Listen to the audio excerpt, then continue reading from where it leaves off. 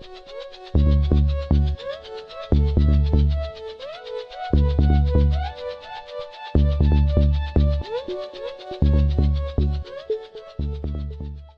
teman-teman, kenalin aku Meisa dari Hima Kompetisi Mawar Chandra Dibuka. Kali ini aku bakalan berbagi tips and trik gimana sih cara membuat skrip yang baik dan benar. Disclaimer, aku tidak menggurui, aku hanya ingin berbagi pengetahuan dan pengalaman aku. Sebelumnya aku baru aja nyelesain satu skrip film, dan bakalan segera diproduksi. Mungkin langsung saja, hal yang pertama yang perlu kalian cari adalah menentukan tema. Tema ini adalah hal yang paling mendasar dalam sebuah penulisan skrip dan lain-lain. Di tema ini sendiri, kalian bisa menentukan genre-nya itu romantis, thriller, horor, atau komedi. Aku ambil contoh aja, kalau romantis itu ada soal tentang percintaan ya, seperti yang teman-teman tahu. Yang kedua itu adalah keresahan.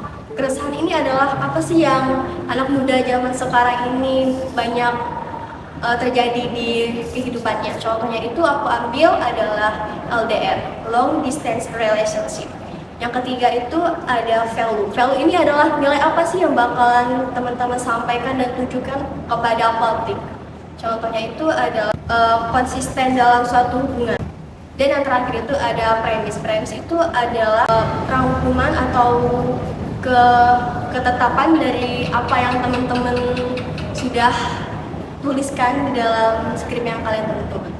Nah, di dalam premis ini sendiri terdapat unsur, yaitu ada who, siapa, when, apa, dan yang terakhir itu but. Aku ambil contoh aja nih ya.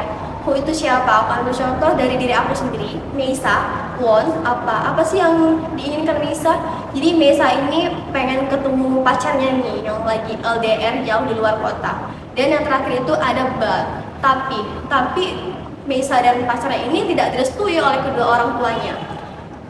Di dalam pembuatan skrip juga tentunya teman-teman perlu memperhatikan beberapa hal. Contohnya itu adalah pengenalan karakter. Jadi karakter ini adalah bagaimana sih teman-teman akan menunjukkan kepada publik mengenai apa sih yang akan teman-teman sampaikan dari suatu pemeran ini melalui value-nya itu, nilai yang ada pada pemeran ini. Contohnya itu kayak bukan berarti dari penampilan juga penting sih sebenarnya, tapi dari segi apa yang dia sampaikan, terus juga dari segi aktingnya, dan juga dari apa yang dia sampaikan juga.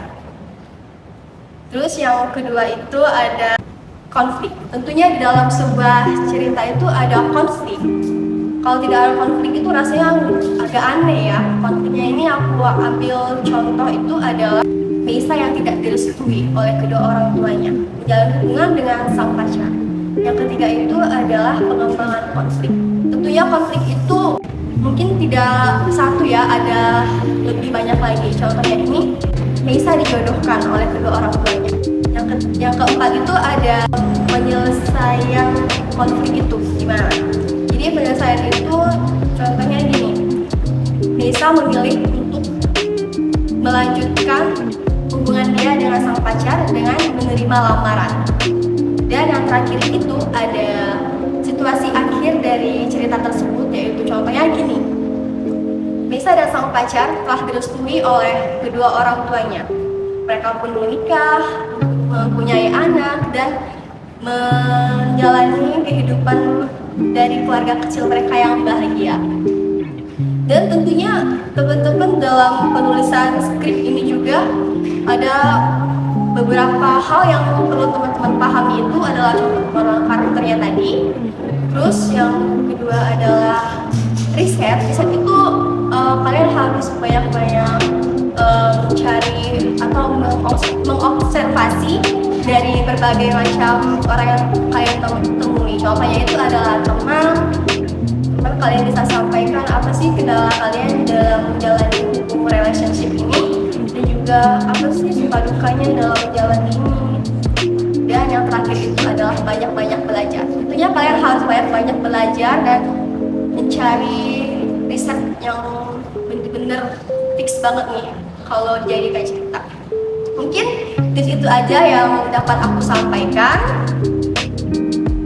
Semoga dapat bermanfaat kepada teman-teman, dan semoga apa yang disampaikan tadi dapat menambah pengetahuan teman-teman, dapat mengembangkan minat kalian di bidang penulisan skrip.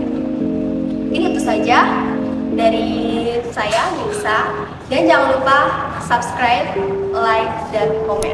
Bye bye.